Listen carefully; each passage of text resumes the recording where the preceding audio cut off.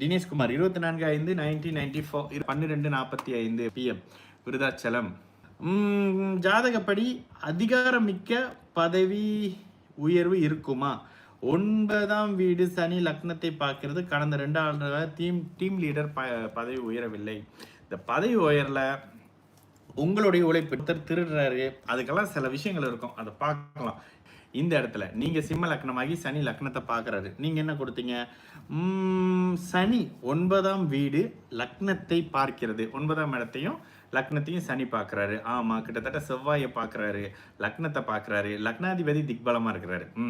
சரி, அடுத்த கேள்வி. பார்க்கிறது. கடந்த 2 ஆண்டுகளாக டீம் லீடர் பதவி உயர்வு இல்லை. குழந்தை பாக்கியம் எப்பொழுது?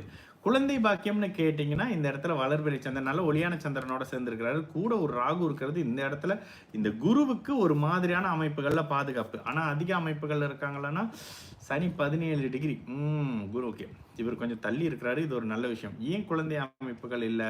இப்போதான் உங்களுக்கு 31 வயசு. குழந்தை அமைப்பு எப்போது வருது? நேற்று ஒருத்தவங்க ஒரு நல்ல குட் நியூஸ் சொன்னாங்க, எனக்கு ரொம்ப நிறைவாக இருந்தது. சரி, இந்த இடத்துல புதன் திசையில் இப்பொழுது தான் சுக்கிர புத்தி நடந்துகிட்டு இருக்கு.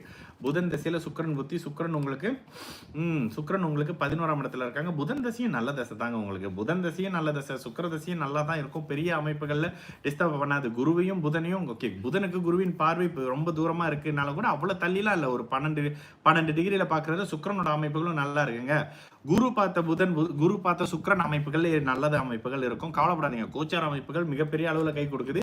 இப்ப இருக்கிற இந்த சனி தசை முடிஞ்சு புதன் தசை சுக்கிர புத்தி கண்டிப்பாக நிறைய மேன்மைகளை உங்களுக்கு கொடுக்க போகுதுங்க. நிறைய நல்ல விஷயத்த கொடுக்க போகுது.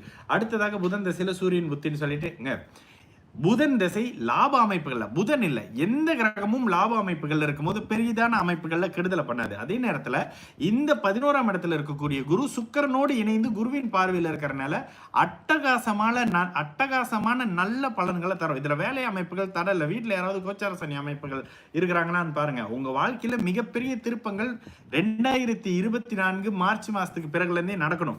2027க்குள்ள வீடு வாகன அமைப்புகள்ல நிரந்தரமான தன்மைகள் இருக்கணும். இந்த மாதிரியான அமைப்புகள் கண்டிப்பாக இப்ப இருக்கக்கூடிய காலகட்டம் உங்களுக்கு மிகப்பெரிய மாற்றம் கொடுக்கும். சனி வேற 6ல இருக்காரு.